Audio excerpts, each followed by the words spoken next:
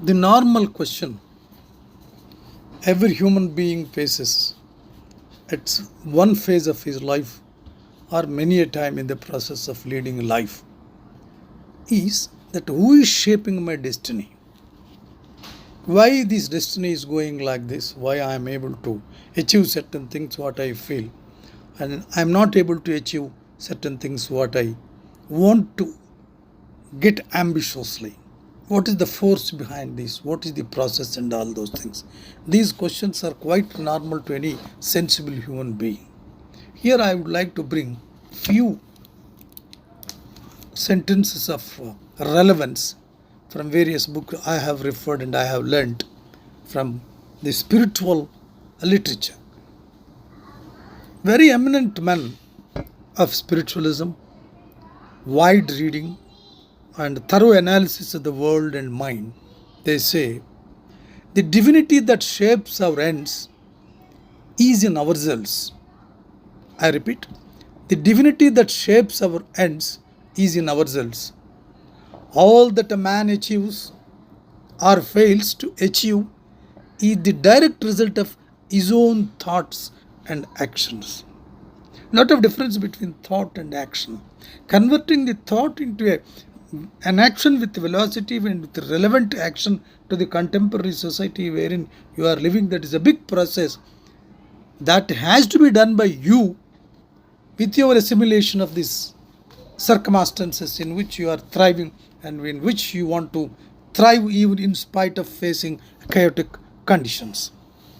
So several intellectuals have impressed with their knowledge, ancient philosophy, that a man becomes what he thinks, that a man's character is the onward expression of his inward thoughts.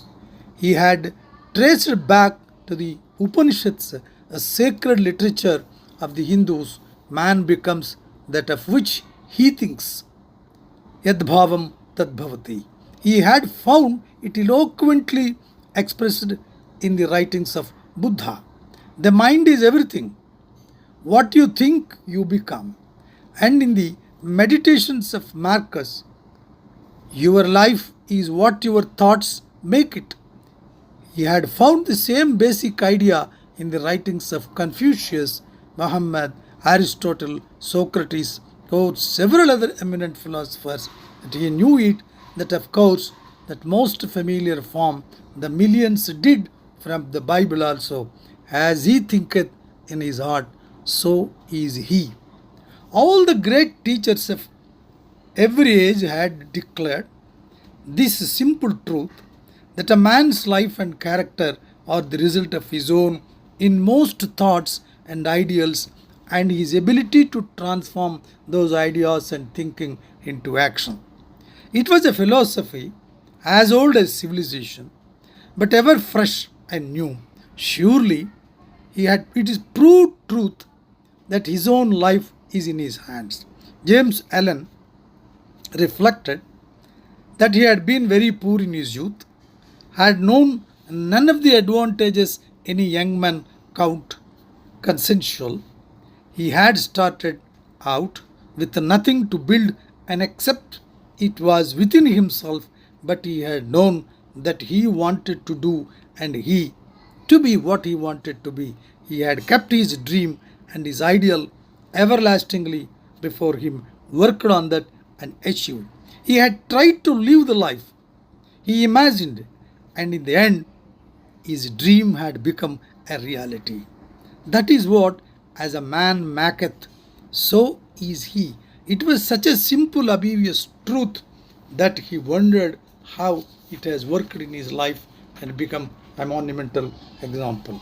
In this VUCA world, which we have discussed in the previous presentation also, this world, this contemporary world requires human personalities, managers of high order, with a lot of character, personality and trait, lot of knowledge about philosophy of mind and life, the process of transformation of thoughts into action, how to convert them, how to implement them without hurting the society, without hurting the colleagues, without hurting the group.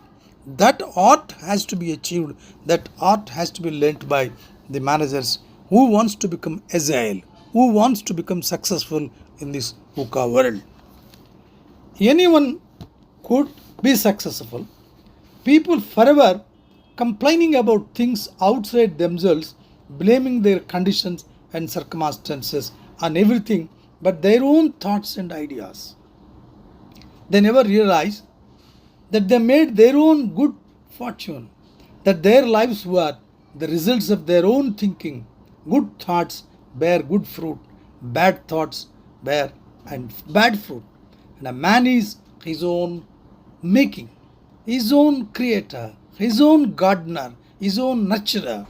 He became intrigued with his symbolic idea of the mind as a garden, each man cultivating the soil and seed of his own life. It was the same ancient philosophy, of course, but in new dress, new methodology of teaching, new methodology in the form of monitoring, in the form of debating, in the where several forms have been found by the modern people communicating the same truth, same idea with high level of profounding words and other things. But the basic truth is it is in your hands. He can develop in the form of an essay.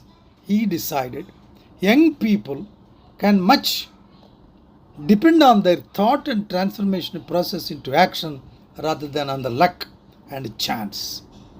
The luck and chance, these two words belong to timid people who have no confidence, who have no ability, who have no that intrinsic commitment to convert their thoughts into actions. Effective way to show the relationship between thought and character, to show how everything depended on the kind of seeds of thoughts that were planted in the fertile soil called mind. If you analyze, you will realize that what is agility to first of all realize your mind, keep it in a proper way to understand the contemporary mind, the contemporary VUCA world, so that you can be agile, thoughtful, and with all combative, that combating suit of availability in your mind to bat with this VUCA world and ultimately with the VUCA world.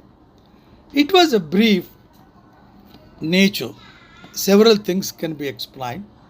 But as a man who thinks much about the external factors, basically forgetting about analyzing his internal factors and internal limitations, boundaries, opportunities, and his strengths, can never become a manager who can face the VUCA world. VUCA world requires a character, an absolutely beautiful character with a manager, in the manager, that who can analyze, who can be agile, who can formulate his own action, convert his thoughts into action and implement without hurting the society, group, but contributing to the welfare of the organization and welfare of the society in general. A man is literally what he thinks. This we have been listening, what has been told by several people. As the plant springs from and could not without the seed, so every act of a man springs from the hidden seeds of thoughts. Act is the blossom of thought, joy and suffering are the fruits. Thus does a man garner in the sweet and bitter fruitage of his own husbandry. This is what modern management has to modern managers have to be realized. Many is buffeted by circumstances so long as he believes himself to the creature of outside conditions. But when he realizes that he himself is a creative power, I repeat, when he realizes he himself is a creative power and that he may command the hidden soil and seeds of his being out which circumstances grow, he then becomes the rightful master of himself. I am using the word rightful master of himself. This sort of rightful masters, this sort of rightful commanders with a beautiful combating suit of character, agility, and all able characteristic features only can work as good managers, profound, who can give profound, who can have profound impact on the organization and face the VUCA world and he can make his organization to successful in thriving out of the chaos and making his organization to boldly win the VUCA world. Thank you very much.